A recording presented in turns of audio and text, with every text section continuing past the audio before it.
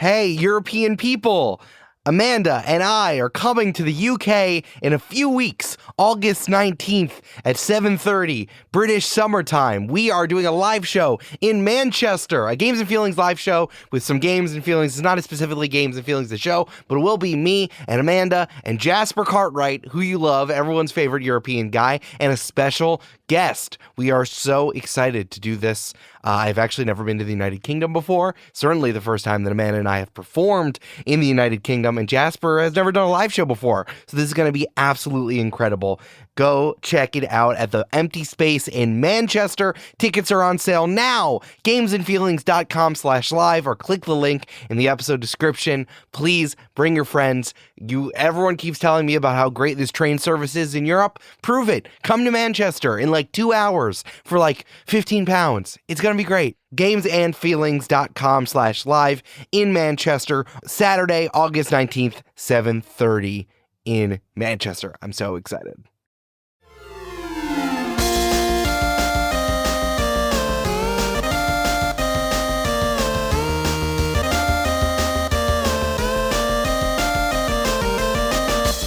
Hello, gamers! Welcome to Games and Feelings, an advice show about playing games, being human, and dealing with the fact that those games will involve other humans. I'm your host and question keeper, Eric Silver, and a new rule I'd like to add to chess. Jasper's making so many funny motions with his hands. I was just jamming to your intro. I'm just jamming to your intro. This is really my last request. You have a great lyricism to the way that you do these things, and so every time I always want to jam out, and today I decided to do it. That's great. I want someone to like put a Midwest emo riff underneath it. That's what I mean. I think it would really, really work. I'm gonna send this to my friend Jeff, and maybe I'll put this at the end of this episode. Yes. Of me doing the whole thing. Okay, I promise you, Eric, if you do this, I will record an extremely low budget music video on my phone of me jamming out to that song. Exactly. Yeah. Do a the thing where on TikTok where you do it next to each other. Yeah. That's what I'm gonna do. Okay, so then I'll do the intro again so Jeff has it clean. Yeah, get it clean.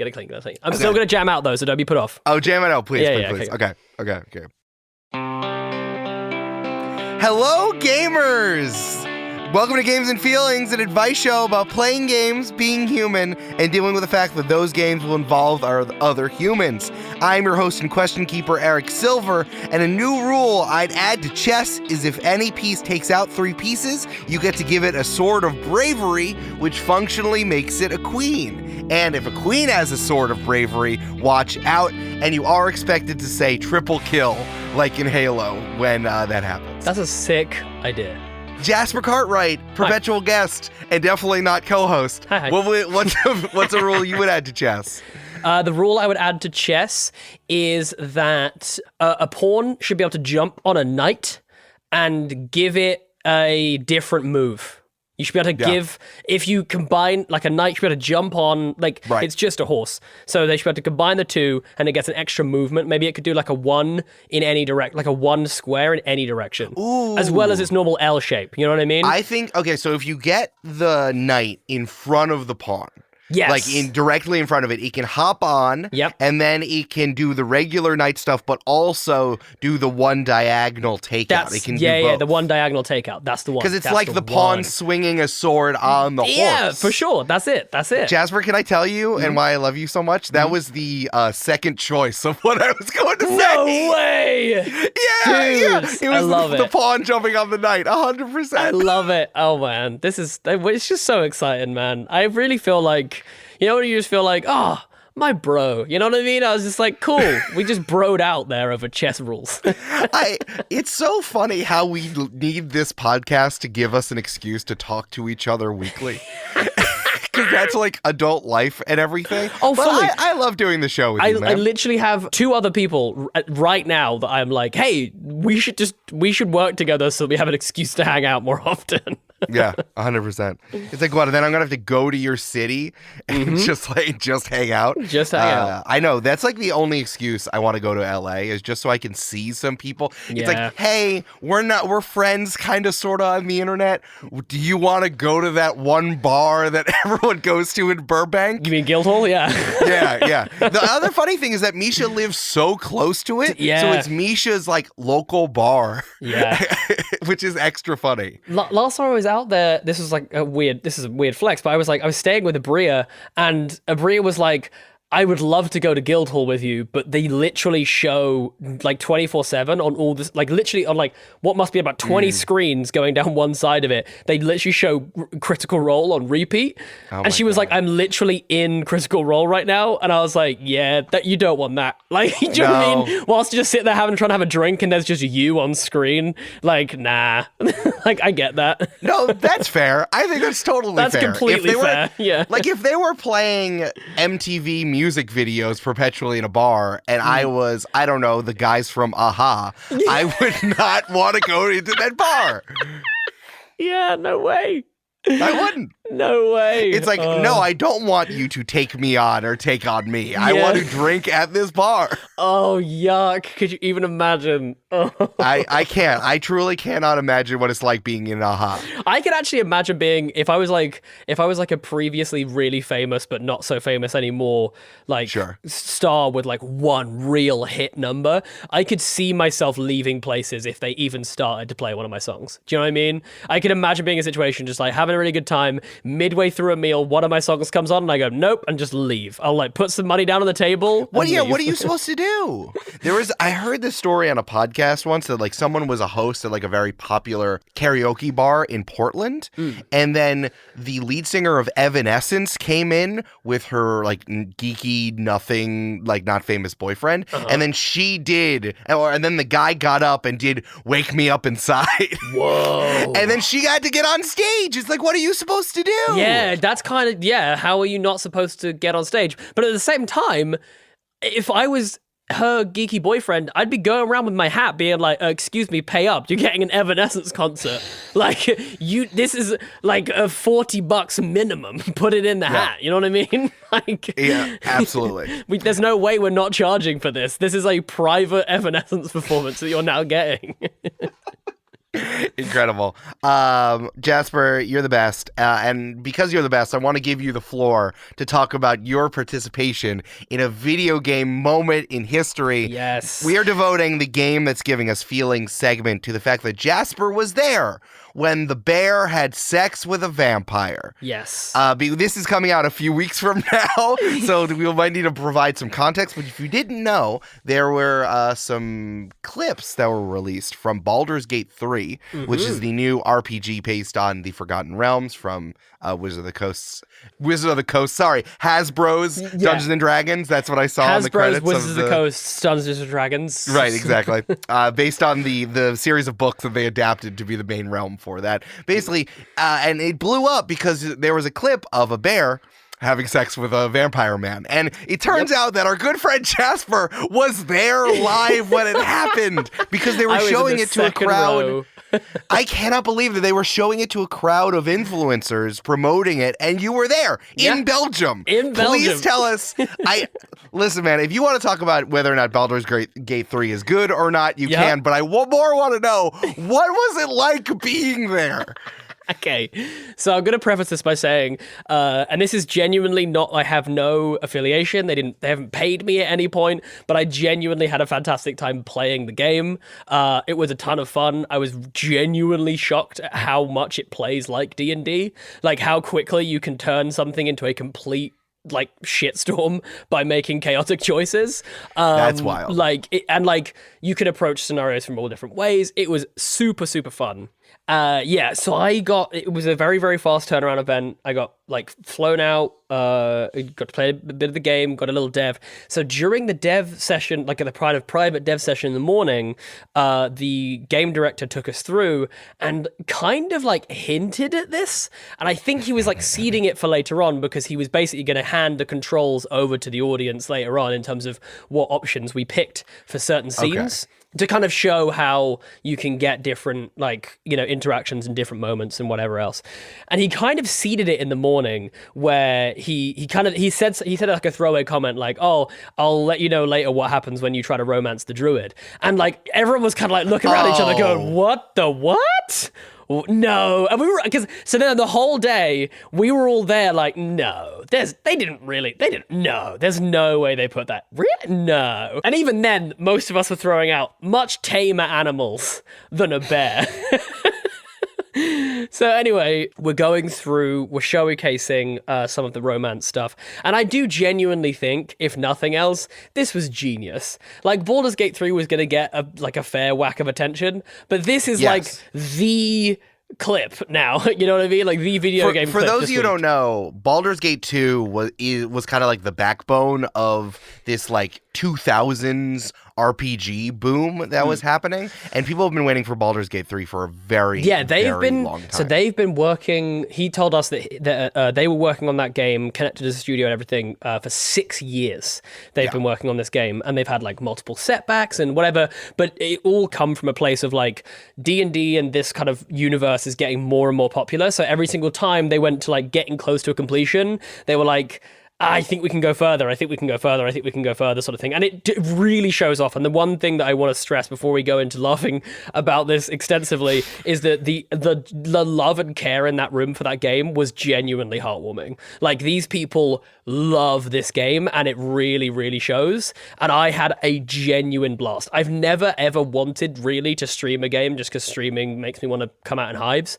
I will be streaming Baldur's Gate 3 because I had so much fun playing it, and I feel like it'll be even more fun playing it like with a like group of people and, you know, all kind of interacting and stuff. So anyway, cut to, they show us this scene. Yeah, can we probably set the stage a little bit, because for those of you who only saw like the clip itself, so like all of you, this was later on in the day, and then they were showing you scenes to get y'all hype in like a big auditorium. Yeah. So we're all sat in a big auditorium. I'm sat on like the second row. You know, a bunch of amazing folks, influencer folks were there as well, content creators, etc. And they're talking through stuff like character creation. Got a really good look at like all the stuff they've done with like the Dragonborn and everything, which is incredible. So we're doing this full live event. Watching all these videos and everything, and then they were like, yo, we want to show off like the romance options, but it wasn't so much to show it as like, oh, you're gonna see these two people fucking. It was like, we want to show you how you can have dynamic relationships within the game, how it's not just like, oh, we are in a relationship, because you can enter into a relationship very early with most of the characters, but it's like that relationship will evolve throughout over time, and it's like there will be points where your partner might break up with you because of things that you've decided. You know what I mean? Like, so they wanted to show off how like even the inter-party relationships, it's not just about like sex or whatever, it's like friends or forming like little rifts or tensions between the party and stuff like that. I love this because you're like, no, the part where the vampire and the bear have sex. No, it makes sense. No, it makes sense. But anyway, so then we cut to, they're like, oh, we want to show you what happens if you play as Asterion, which is the vampire character, who has been very, very, very popular in early access. And I think probably the main reason why they made this possible in the game. He goes there and meets this sexy druid man, and he is extremely sexy. What's the thing is completely overshadowed the part where the druid dips out of screen and like 1 second later comes back up into shot butt naked, like, which that alone was hilarious. And so there was a ripple of like anticipation that went through the audience as soon as we saw fully just cheeks out druid, like hench druid. So anyway, the scene is unraveling, whatever, we're making some saucy choices, we're, you know, saying some saucy things on the dialogue trees and whatnot.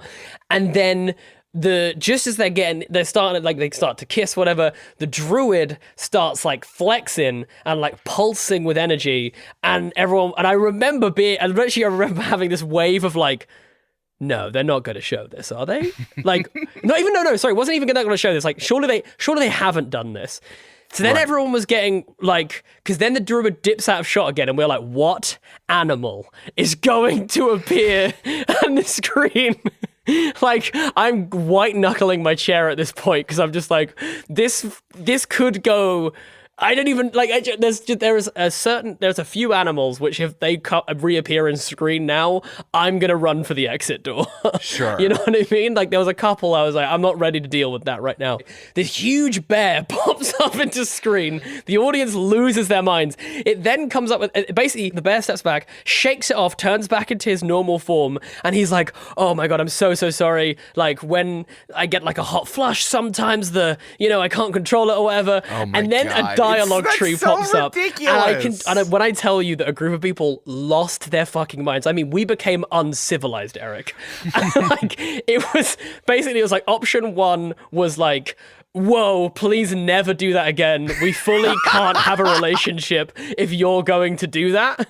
That's like option Fair. one. Hey, fair, Completely folks. fair. Completely fair. He turned into a bear, a brown bear. All the way down to option 4, which was like, I like it.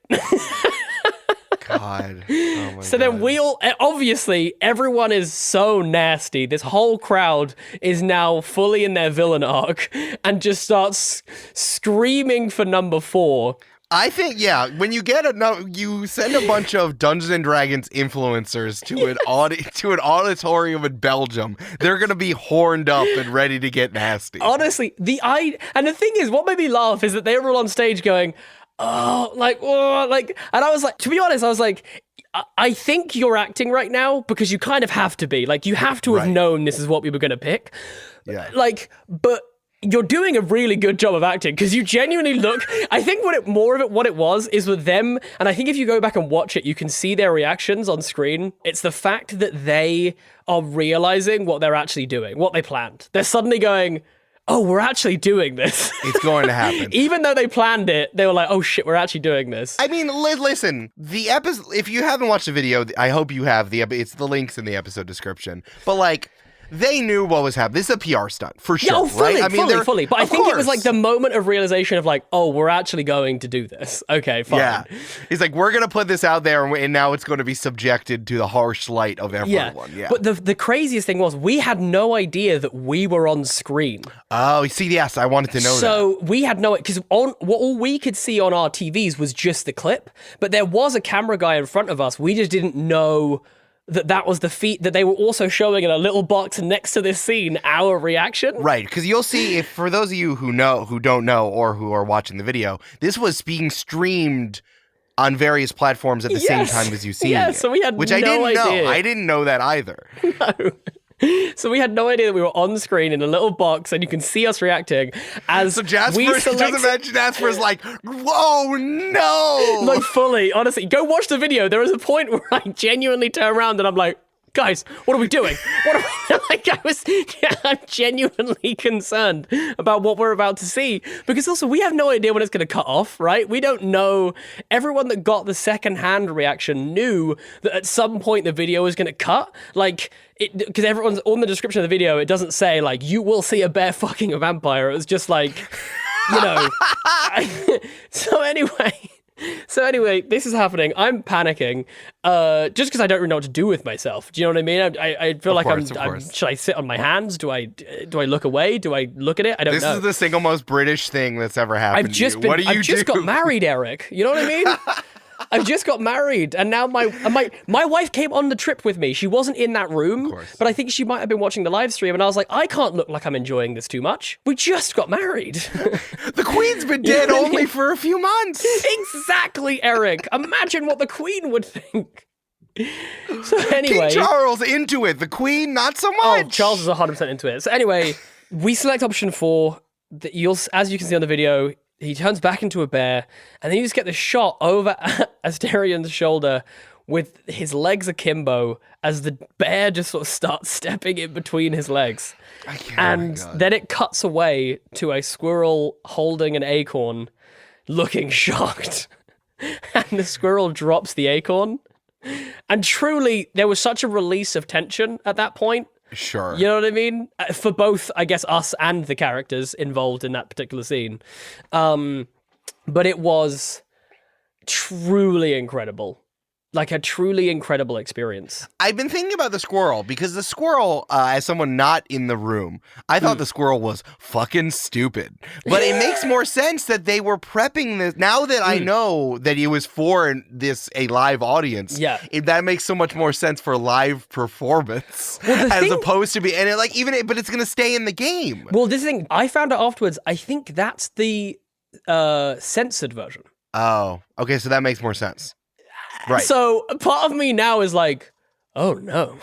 Right. It's like it's not going to be in there if other stuff is. That's what I'm saying. Because the thing is, as you'll watch in the video, there's some very well placed blades of grass. We only see butt cheeks. There was actually an accidental nutsack.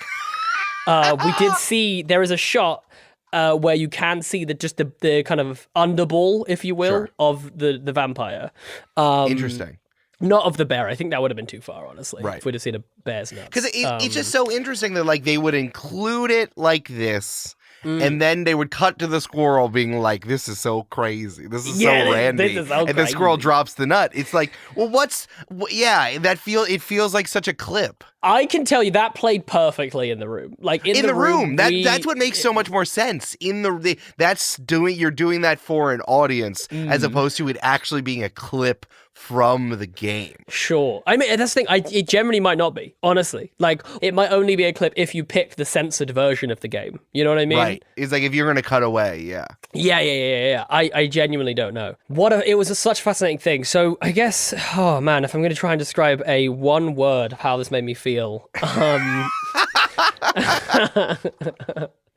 honestly, gobsmacked, I think, is the only thing. Fair. I was just I was having an out-of-body experience. I just truly couldn't believe what we were witnessing. But then obviously I came out afterwards and just thought, these guys, genius. That was actual genius. Like, they don't have a particularly huge marketing budget. Like, it's a pretty small studio comparatively. You know what I mean? Get it. Like, anything you can do to dominate the news cycle for like a day, go for it. You know what I mean? And I'm still seeing clips of it on my timeline now. So, but like, it worked. And like I said, I really feel like I was a part of video game history. Like, truly, I genuinely feel like I was there. I can say to my kids, I was there when the first bear fucked a vampire. You saw the wall came down. The wall, yeah. Oh my God. Well, I'm so glad you were there. You were like, yeah, I'm going to this thing in Belgium. I'm like, great, that sounds so much fun. And then just knowing that was what I was doing. That's what happened. Yeah, I was so happy. Funny. So happy for you. Jasper, do you want to like pull yourself together and answer some advice questions? I'll try. Yeah. I can't promise anything. I'm right back in that room, Eric, okay? I've taken myself back there for this audience to give you as in-depth a description as I can, and now I don't know if I'm ready to leave the room yet. Jasper warged into himself. I walked into myself in that moment, and it was... gobsmacked all over again. There's some, it's a no pun intended, there's a refractory period that Jasper needs to take a breath. No, the funniest thing was it cut straight back to the vampire and someone at the back just screamed, "Can that guy walk?" I know, like the implication.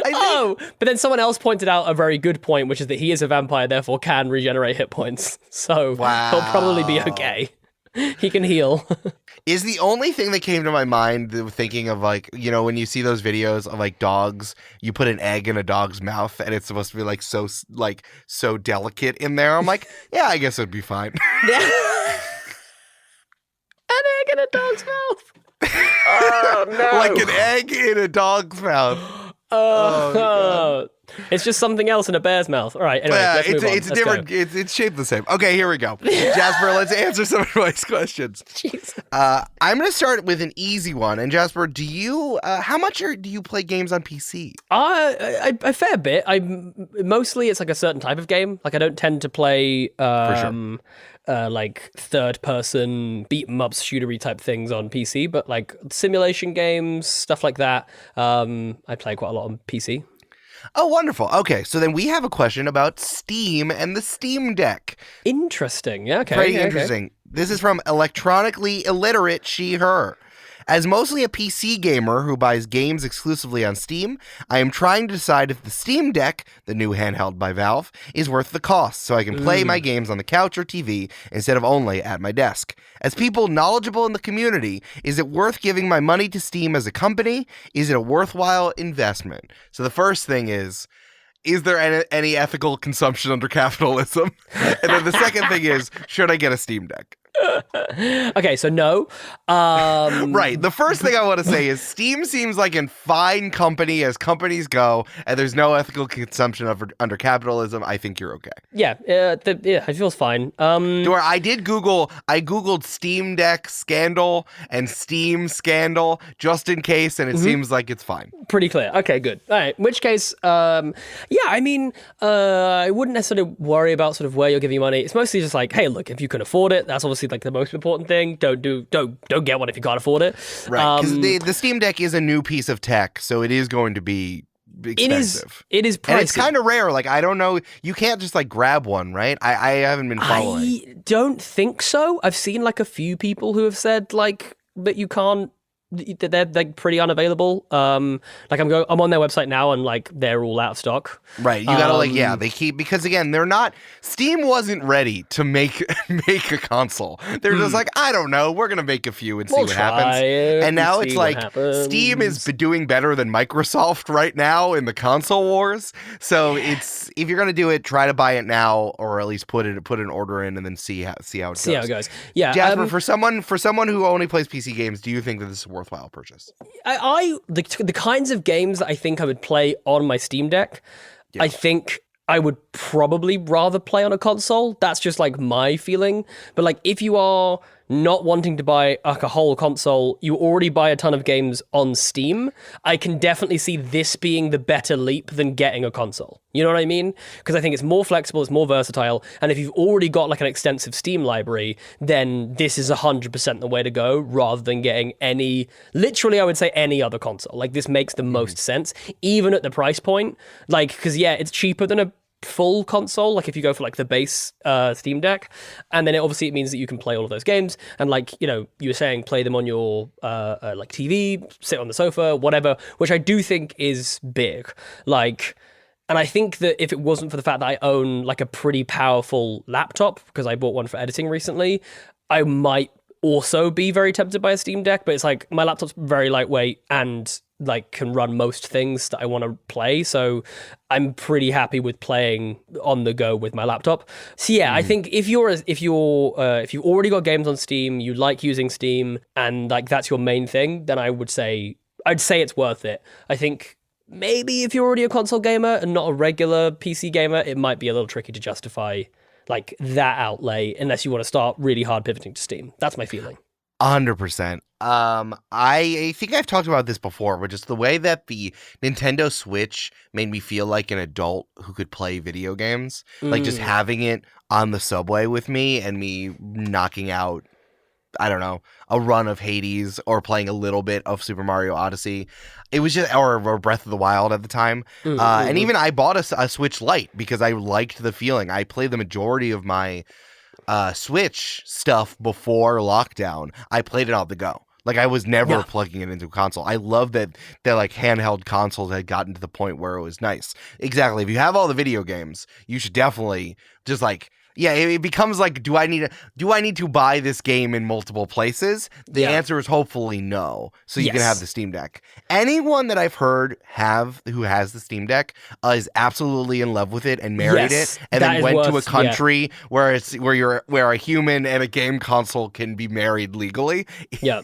So just like Barbados, or one island in Greece, that's where you can make that happen. So anytime that I hear about it, people become absolutely in love.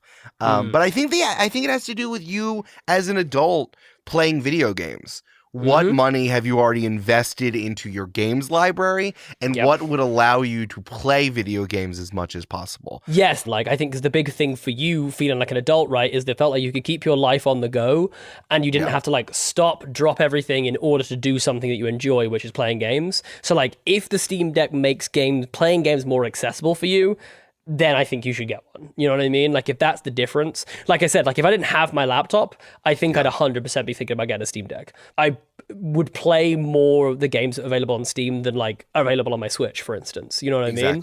So like I can 100% see why you're like, oh, great, I can do this whilst doing my life. You know what I mean? Whereas like if it's just for like TV or whatever, then maybe, I don't know, maybe you do want to get a console. I'm thinking about like the behaviors of adult gamers where you do one of two things. You either like build a homestead where you have an entire room of your house that's just for gaming, and then you put up all the pretty lights, and then you put it on TikTok so everyone can see your gaming cave, and like you have his and hers PCs, and like you have a cajillion the black and white desks back to back, and you have like a cajillion shelves for all of your board games, and you have different and TVs, your pop heads, and you have a TV, a big TV for new games. You have a CRT for old games, or you end up investing super hard into playing video games as much as possible. So like you have Apple Arcade on your phone, you have all of the different digital stuff, or you have like a souped up, or you have a souped up 3DS that's like incredible and jailbroken. I was literally gonna say like all the emulators. Like you have a Mister, or you have something that's like you have your old advanced SP that has like a new backlight that you've modded. It's like you do one of two things. Right? You either mod your old shit to take on the go, or you bury deep in your own house. So I think whatever you want to do electronically illiterate, invest your money into that. Yeah, and I think in that scenario, the Steam Deck is absolutely for option 2. I feel like you don't know if you need the Steam Deck if you're option 1. If you have a room in your house where that's where you go to play your games, just play them on your PC, play them on like a console, whatever it is. You know what I mean? Or do you have a Steam Deck to facilitate your home Yes, there we setting? go. Yeah, Eric, you are capitalism. You're just telling people, regardless of the scenario, get a Steam Deck. That's what I you am just not said. capitalism. I am aware that you have a budget. You go to a job. You go to a job to make money, and this is how you invest your money. This is Investopedia here on Games and Feelings. Amanda's not here. I have to do it. Buy a house or buy a flat, flip it, and then take the money. Buy a flat or buy a Steam Deck. You got to pick one of those 3, okay? Now, have a 401k or buy a Steam Deck. Those are the only 2 choices. Healthcare or Steam Deck. Okay, make the decision. You choose. Yeah, wow. It's so nice that in Europe you can do both. You have the NHS and you have a Steam Deck. Incredible. We can have both. And you know what? NHS a lot less expensive than my Steam Deck. And I don't even have a Steam Deck, but the Steam Deck's still more expensive. Yeah, that's fair. Because the NHS is free. I know we're in the part of the question where we start joking, but truly I need to emphasize, I listen to a ton of video game podcasts, and like every single person who got their hands on the Steam Deck in the first year and a half, 2 years of the Steam Deck being out, they are truly in love with it. I think that if you have the money to get it, you should. Because it sounds like all of your games are on your PC, so you might as well. The other thing I will say as well, I just did a quick Google. It doesn't look like they're planning a Steam Deck 2 until at least like the end of 2025. So like you've got a good like probably 2 years before they're even thinking about, or like, before they're even in a window of release for a second one. So I feel like you've got a while before this thing gets either dramatically cheaper or is like outdated in some way. You know what I mean? So right, they'll keep what I was saying. I didn't say this clearly, but I should have. Is like they're going to keep updating the firmware for this for a very long time. Oh, absolutely, yeah. And I also think this is kind of like the Apple thing, because this is Steam's first technological product. You know how like you're not supposed to buy version 1 of any Apple product because it's always terrible and too expensive. Like for example, the VR glasses, they're not going to get good for like a gajillion years from now. Yeah. So and they cost a gajillion pounds or dollars. So yes, exactly that as well. So I think that this is the time to buy a Steam Deck. I think they worked out a lot of the kinks. It's as good as it's going to be. They're going to continue to support it. And I think they're going to continue to support it even after Steam Deck 2 is going to come out, whenever that is. Like we've been seeing this with PlayStation, how games have been coming out on PS4 and PS5 until like this year. So there's going to be some level of reverse kit. It's going to be even easier because because the games aren't locked to the console. It is Yes. something that's the whole thing, right? Yeah, and also yeah. the emulator on Steam, you can download emulators, play any game you want on your Steam Deck. Okay, well, you convinced me. I wasn't even thinking about getting one, but I'm gonna go get one.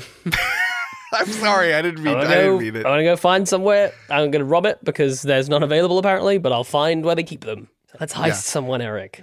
I'm just imagining you and me at the end of the heist. We're on the beach drinking Coronas together. Yeah. And we're like, remember when we did that heist? That was crazy. I was thinking like straight after the heist, and we're all cut up and bruised, and it's like sunrise. Oh, we're like 4 days out from the heist, and we have to go to a totally different like country to get away. Because who doesn't have extradition, but allows us to marry a GameCube. And with good internet, because we still need to play we still use the Steam Deck, so we need to play the game. Yeah. So. But we're good. We heist for goodness. We're the good thieves. I love the idea that we do this incredibly elaborate heist, and then we forget to put a VPN on the Steam Deck. So as soon as we log it in, they're like, "Oh, there they are." They're in Mykonos. That's the Eric was super into marrying the Steam Deck. He said on Games and Feelings they were going to go to Mykonos, so... Hey, if that's the only way I have to market this podcast, make the FBI listen to Games and Feelings, I'll do it.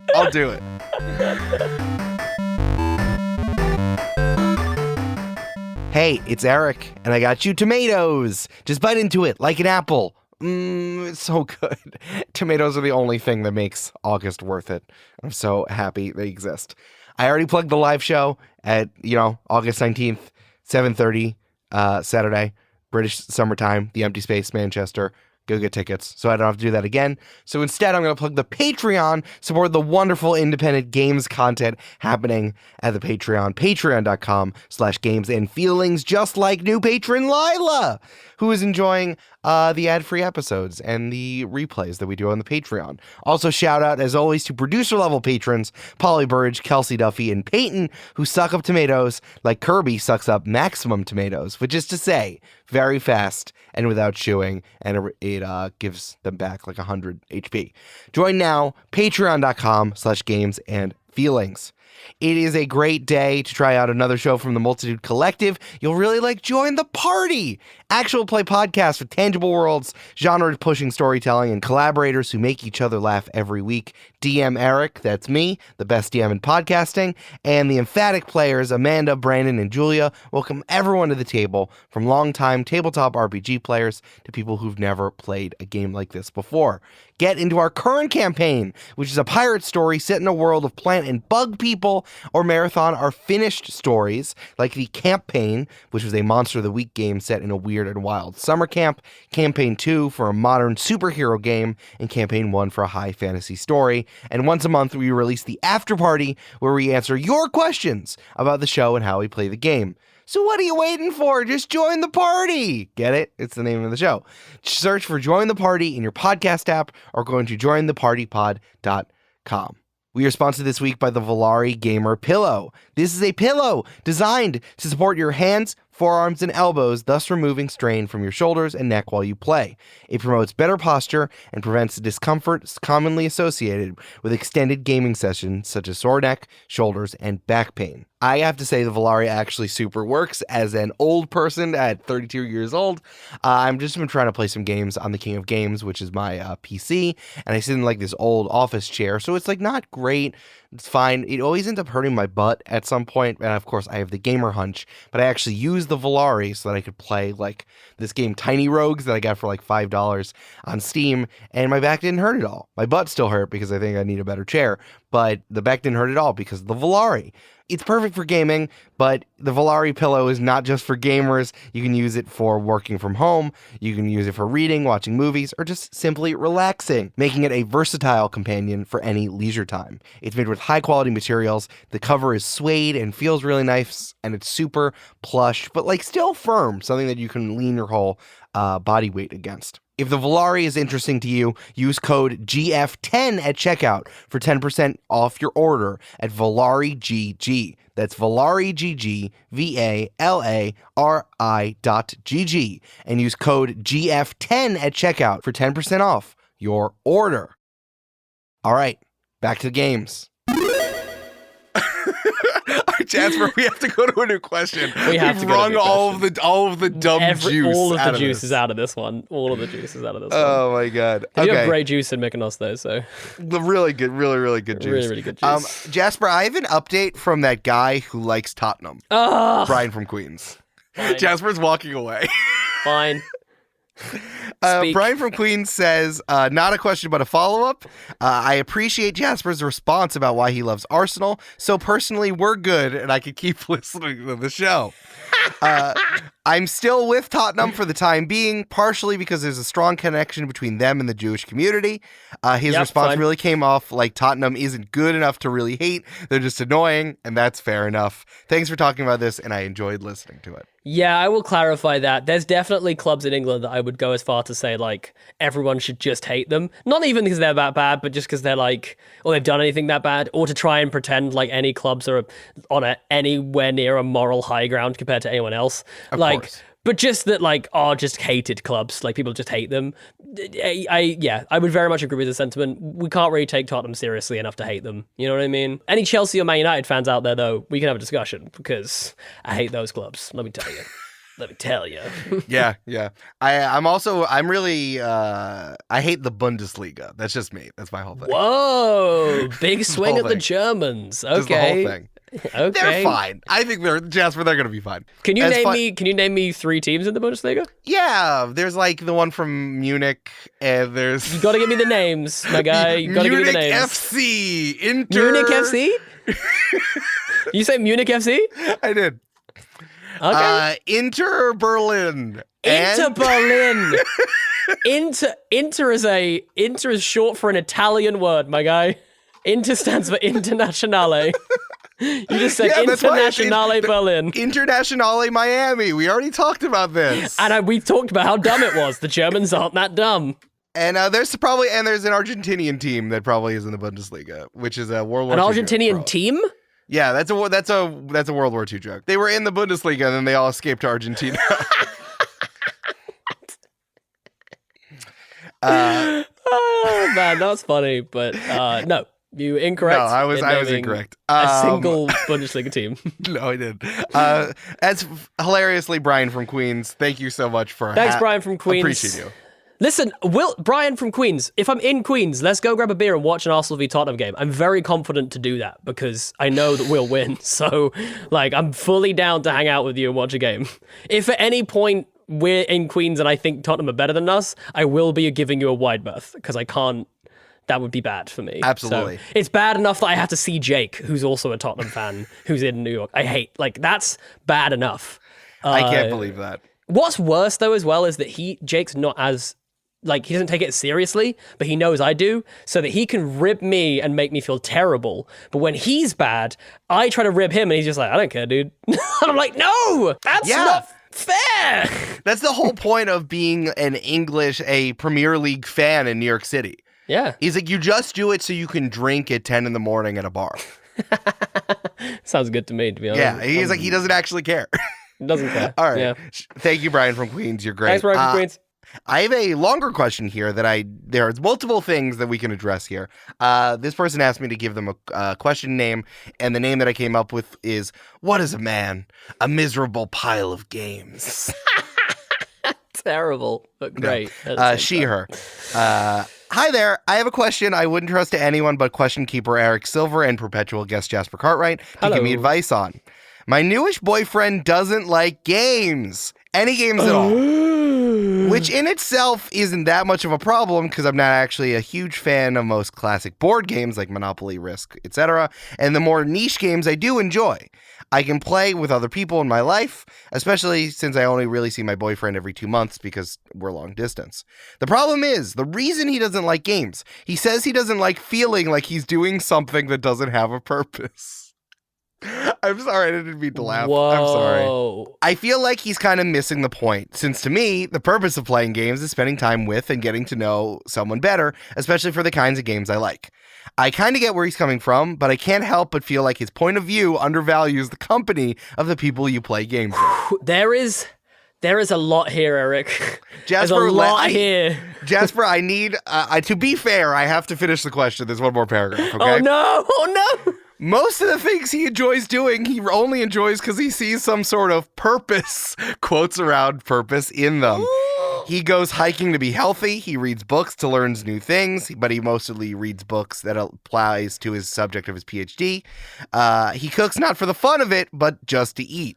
Of course, there are other things we do, like going to concerts or watching movies together or, having a conversation. She put that in there, that don't have this particular connection to his work or specific purpose, but his aversion to games makes me feel like spending quality time with other people without some intellectual merit, like playing games, doesn't have any value to him. How do I get my boyfriend to enjoy things that maybe don't serve a practical purpose, but could help us spend quality time together? Get a new boyfriend. I'll give you a proper answer.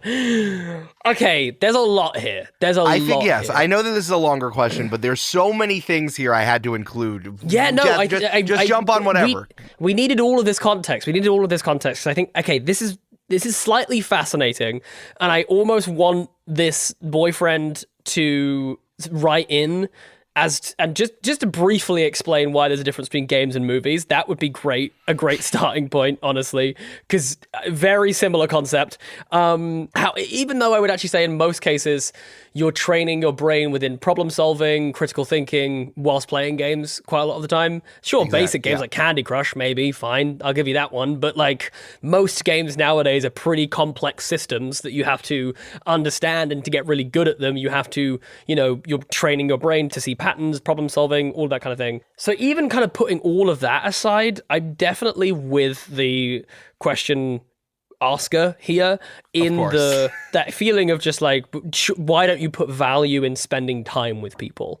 Because that feels quintessentially important to the human existence. You know what I mean? Yeah. Like, in the same way that we've told stories all like forever, we've also played games, whether that's a sport, whether that's, competition at work, you know what I mean? Like just like whether it's competitive or non-competitive, we use games as a way of challenging our brains when we are devoid of challenge. And you know what I mean? Like nowadays, if you're a kind of relatively privileged person, there's nothing to challenge you. You know what I mean? Right.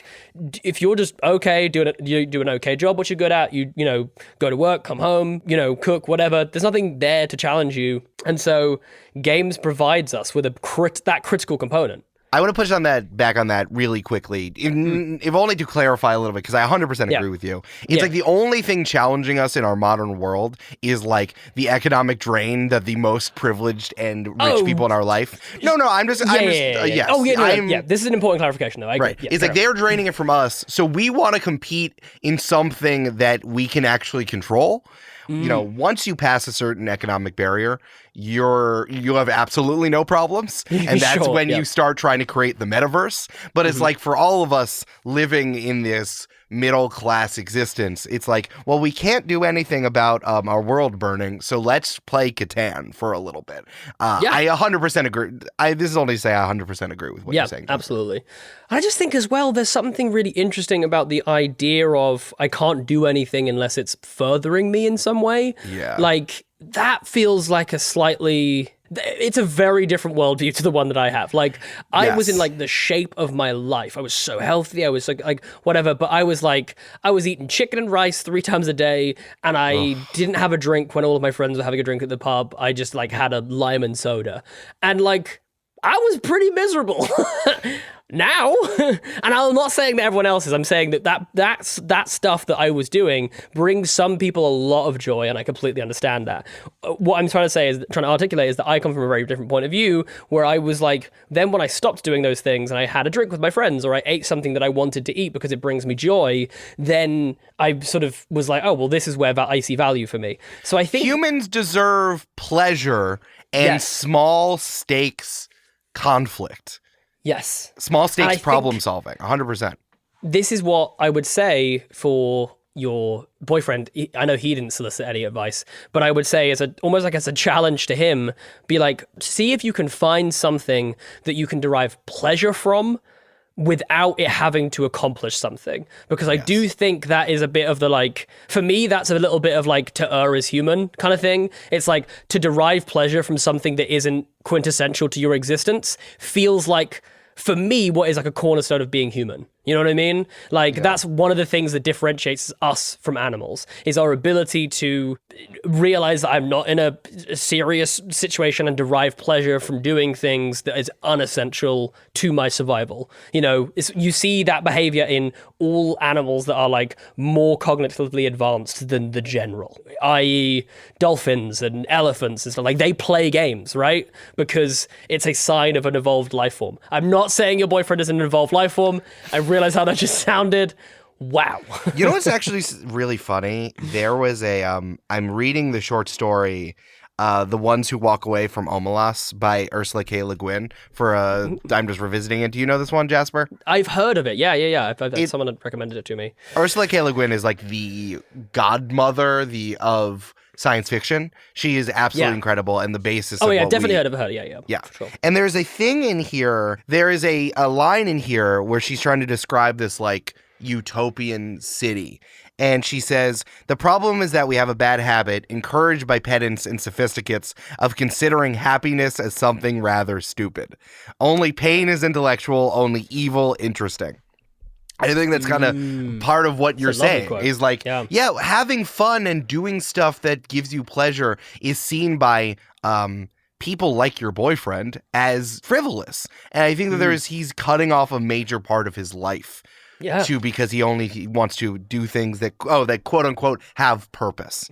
I think a lot of my like knee-jerk reaction to this question as well, and why I feel this so viscerally, is that I feel like I'm someone who's been very susceptible in my life to the kind of like workaholic, we have to be on 24/7, I only sleep 3 hours a day, that kind of like thing that is now permeating, like especially within like male like groups, you know, this kind of like constant need to be like moving and progressing and buying and selling stocks and working out, and do you know what I mean? And it like it feels like it rides a line for me. Now it feels like your boyfriend has like a much healthier like relationship to that, in the sense that, you know, he's reading books and he's he's still doing stuff for like leisure and whatever. It's just that I feel like for me, I find it very hard because I get swept up in that. Like I get swept up in that and I have to really pull back from like, no, it's okay for me to relax and play a game. Yeah, I mean, I want to push back on that a little bit and say he's in academia. He's doing a PhD. He is on the consistent treadmill where it's like much like we feel. So even the books, did forget that kind of element of the fact that it's for the PhD, right? Yeah. I think about this also for people who are not us, Jasper, where it read is Hunger kind of Games, my guy. Just go read Hunger Games. Go read the Hunger Games. Just read it. It's a very good book. It's an easy book. It's fun and interesting. But it's like, I understand the feeling like you always need to do something when your job and yourself are so intertwined. Like him in academia and us in creating jobs out of our hobbies, where you have to only do things that you think are important because your work is also yourself. But man, you deserve fun. You really do. Yeah. I think that, if you really are trying to convince your boyfriend of this, treat this like this is a human philosophical debate, and engage him as such. Because you kind of got to meet him where he's at. You got to be like, humans deserve to do things that don't have a purpose. And I understand you're turning yourself into a bioweapon or the Ubermensch or whatever the fuck you're doing, but like this is unsustainable. And I think let's play any game, anything you find interesting. This doesn't have to be like, let's play Codenames with my friends. Let's just watch each other, especially because you're long distance. This is super simple. I'm going to get on Discord and I'm going to play a game and hang out with me. And we can talk and make jokes and do whatever. Yeah, nice. I think that he also might have a pretty myopic idea, which I think you have to have if you're turning yourself into the Ubermensch, of like what games as frivolity. And I think that's just not what it is. That's just not that's not how it works. Especially if you don't class movies and watching TV and stuff as frivolity. Like that feels like a little strange to me. My advice would be challenge your boyfriend to a game. Find a puzzle game or something that you're really good at, something that requires problem solving, and challenge your boyfriend saying, I bet you can't beat me at this. Right. Like, because then you're achieving something. You're saying, I'm giving you the opportunity to further yourself as a problem solver and prove that you are better than me at this, because I don't think that you are. So, like, I feel like, might take the bait. You never know, might take the bait. Yeah, competition might be a purpose, right? You can also, games are art now. Like, come on. Games are art. We're firmly over that philosophical barrier. This guy feels like he's stuck in like 1904. You know, like this is such a. I feel like we already had this debate that games are necessary and also art. Yeah. The other thing, I'm going to throw out one last thing, and this might be getting too like in the weeds with feelings and relationship stuff, and so I definitely don't want it to come across like that. Jasper, I'm looking at the title of this podcast, and I think you're okay. I think you're fine. But the other thing I would say is just like sometimes in a relationship, you do something for the other person because they like it, and it might not be your jam. But you do it because you're like, you know what? This is important to my other half, and I'm going to do something. You should at least be well-versed in it. Like, you can throw a game in there every once in a while. You know what I mean? It's not huge. You're an intellectual guy. You'll pick up the rules very, very, very, very quickly. Like, just go for it. Like, I have the same thing in the sense that I really struggle to watch TV when I just watch TV, right? Because I find it doesn't stimulate me enough. So I find myself like drifting and whatever, or I sit there analyzing the TV show, like about like the shots and the costume and the, cinematography or whatever. So I don't find it a particularly relaxing experience, but it's what my wife loves. My wife loves nothing more than sitting down and watching like TV with me. So we do that most nights. And then I'll get an opportunity to either play a game or something afterwards, or there'll be nights where she does a jigsaw and I play a game, or we'll play a game together, even though games aren't her bag. You know what I mean? Because my wife's not really that into games, but she'll play them with me because she's like, I know it's important to you. So that's the only thing I'm going to say is just like, hey, look, sometimes within relationships, you have to do something that maybe isn't your jam, and you cannot progress yourself for one evening. Yeah. You know what I mean? If that's really the way you see it, you could choose to not progress yourself for one evening. I know that you feel like Mark Zuckerberg's going to get ahead of you, but like, he probably already is, my guy. So just yeah. Now Mark Zuckerberg's doing MMA just in case he needs to fight Elon Musk. Like Mark's already out here doing it. Like, you're already behind. I know you don't want to get more behind, but you can make up for it the weekends. It's fine. Mark Zuckerberg's been married for 15 years and has 4 kids. Like, he has found someone to accept his weird shit. He's fine. He's in a good relationship. Yeah. And I bet you anything, Mark Zuckerberg finds time to play games. So I'm sure he does. Even though he's like part AI, he certainly does. That's how he does it. It's because his AI self plays the games while he does the work. Cool, yeah. I think, to add on to what Jasper said, like, hey, you need to be well-versed in your partner's stuff. You just do. What they're gonna be explaining to you the rules of Catan for the rest of your life? Come fucking on, dude. Now here, Jasper, at the end of this episode, I do feel like we have a philosophical fork in the road as an advice podcast. Are you prepared to tell this question asker to break up with her boyfriend? I am willing to have a follow-up and then maybe make a suggestion. My worry is that I don't know enough. I don't know how big a deal this is for the question asker. I'm guessing it's a relatively big deal because they're willing to like write all this detail out. Yeah. Okay, put it this way, tongue in cheek. Yeah, break up with him. Find yourself a king who plays games with you. Like, that's my tongue-in-cheek answer. My for-real answer is like, hey, listen, give me a little bit more evidence and we'll see, because maybe. As someone who has been in multiple long-distance relationships and also have had multiple newish relationships that I wish I had ended sooner. Just so you know, Eric's looking right in the camera right now. Right in the camera. And all I'm going to say is, I'm not disagreeing with you. We gave you a lot of other advice that's not this. So if you take whatever, take whatever. It's not that. So just remember that before you unsubscribe to Games and Feelings. The other thing is, some people don't change, especially if they are this rooted in this type of person they are. So here's the thing. If you're listening to this and you think you could be this guy, maybe just have a little think. The likelihood is, in like the chances are that your partner is not the one that wrote in. But if you think it's possible that your partner wrote this, maybe play a game. I'm going to go ahead and say, Jasper, that the only way this guy is listening to this is if Miserable Pile of Games put it onto their car. And was That's like, what I'm saying. God, That's what I'm saying. I'm listen. saying if this is being played out loud so that you can hear this, and you think that maybe this could apply to you, maybe go grab the nearest board game, sit your partner down and say, hey, you want to play? You want to play this game? Can you teach me?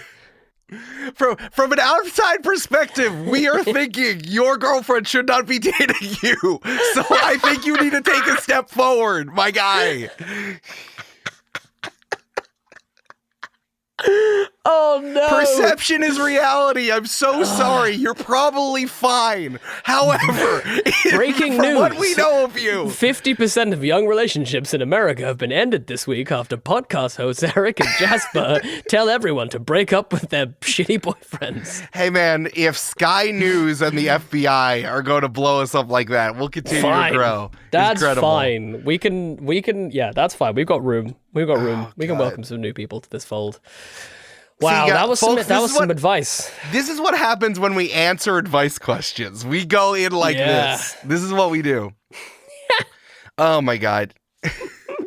Jasper, this has been a wild episode where we went all the way from a bear having sex with a vampire to maybe this guy not having sex because he's not really good for his partner. Whoa, genuine question, please give us a follow-up. Does this guy fuck? Because unless you're trying to make it, no, but seriously, unless you're trying to make a baby, it's not progress. And dude, if I can already hear you trying to say it's for fitness, I will slap you. There's no way you're lasted long enough for that, for it to count as fitness. You are already you're already doing things that are not for progress. Play a game with your girlfriend. Play a game. But please though, if I could get a follow-up as if this guy fucks, I would really like to know if that is a thing, because I think that's a key part of this. And I promise you, the answer of should I break up with him or not will absolutely have weight on the answer that I give to that question. There is a constellation of reasons why you date a person, but this feels like it's a con. And I hope that you make a choice about the pros and cons of dating this person. Oh my God. This is one of my favorite questions we've ever had. Thank you so much for writing in. I hope this hasn't been too horrible for you to listen to, us just dunking on this man that you love. I'm sure he has so many... newish boyfriend, she might not love him, so... Did you say newish? She said newish. She said newish? Oh, dump this motherfucker. Gone. Out of here. Newish. Newish long distance. I told you. Newest long distance. 2 months? You don't see this guy for 2 months? And he's newish? Gone. Yeah. Bye, Felicia. Not even a question. Sorry. Wait, I missed that part. Yeah. I'm crossing over the line. I'm not hinting at anything. Just get rid of this guy. 2 months in a newish relationship? And he won't even play a game with you? Nah. Hell no. Gone. Bye. Tell you what. Come play. Well, me and Eric will play games with you. We can't be your partner, for various reasons. We'll play games with you. We're both married, but we will help you. We're both married, but we will help you. I will help you find someone. If you need to be so sure. I've been in a bunch of long distance relationships, and the thing that I'm so mad at myself is that you can't just casually date long distance. You can't figure out if you like someone, or you need to be so sure that this is your person if you're going to long distance, and you got to be simpatico in so many different ways to facilitate this, even in 2023. Oh man. This is an incredible question. First of all, thank you so much for writing in, and we hope that we are so in your corner, Miserable Pile of Games. We are so in your corner. We are pro you. We're so pro you, it's ridiculous. Yeah. No newish person deserves the amount of leeway that you're giving them, though. We are not anti-boyfriend. We are pro question asker. We are pro correct. You. Exactly. I am, I want to be on record. I'm anti-newish boyfriend who refuses to play games.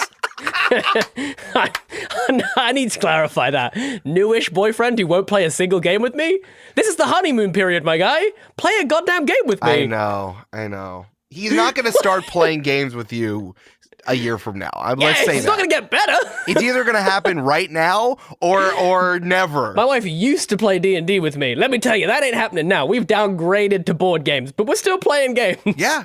Amanda doesn't like games. I've convinced her that she does, and it's part of the human experience. Yeah, exactly. I've convinced my wife she likes football. It's a part of the human experience. Compromise is a thing. Jasper and the institution of football in Europe have finally convinced Jade to sit down and watch the beautiful game. And let me tell you, when I tell you that she hated football when she met me. Hated it. And we are going literally, after I get out of this recording, we're going to go watch a football game. Not only just a football game, a preseason game. Wow. Like a game that truly has no stakes whatsoever. And my wife is actually kind of looking forward to watching it. Like, it is a crime, the way I have altered my wife's mind. Jasper, do you think we should forego plugs after how fucking wild we were in this episode? I'm gonna, do you know what I'm gonna do? I'm gonna plug finding someone who will love you for you and do the things that you want to do, and that you are happy doing the things they want to do, and it's good. I'm going to plug getting a Discord Nitro account, because then you can stream games in 1440p at 60 FPS, so that you can just like play with your friends at really crisp quality, and it really facilitates long distance relationships, and it's really fun. Also, follow me on TikTok. Also, break up with him. Also, follow me on TikTok. I'm Eric the Silver there. Folks, Jasper, I love doing the show with you. You're the best, man. I love doing the show with you too, my guy. Unfortunately, I get so much hate mail after this from this woman to be like, why did you tell me to break up with him? It was the worst decision I ever made. She wrote. People who write into advice columns know. They know. We talk about this all the time on the replay episodes. The people who write in are either delusional or are ready. And either way, they're going to get what they signed up for. True that. Oh, I will clarify, though, if he's like an heir to like a diamond mine or something, like maybe just stay for a bit. You know what I mean? Get your money. Unfortunately, there's no manual to relationships, so you got to listen to us. Yeah. Bye. Oh, no. Oh.